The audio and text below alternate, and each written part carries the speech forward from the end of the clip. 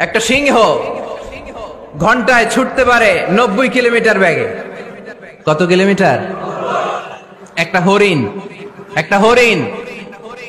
হরিণ ঘন্টায় ছুটতে পারে 100 কিলোমিটার বেগে। তাহলে কে জোরে ছুটে? জোরে বলতে হবে। সিংহ কত কিলোমিটার? হরিণ। তারপরেও হরিণটা 100 কিলোমিটার বেগে ছোটার পরেও সিংহটার কাছে সে ধরা পড়ে যায়।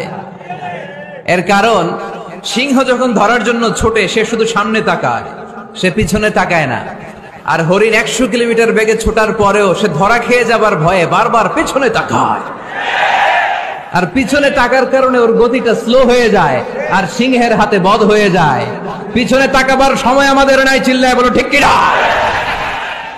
আমরা অহংকার শিখি নাই, আমরা হিংসা শিখি নাই, আমাদের বুকে আছে বুক ভরা ভালোবাসা। আমি বিএনপি বুঝি না, আওয়ামী লীগ বুঝি না, জাতীয় পার্টি বুঝি না, জামাত ইসলাম বুঝি না, তাবলীগ বুঝি না, পীরের মুরিদ বুঝি না।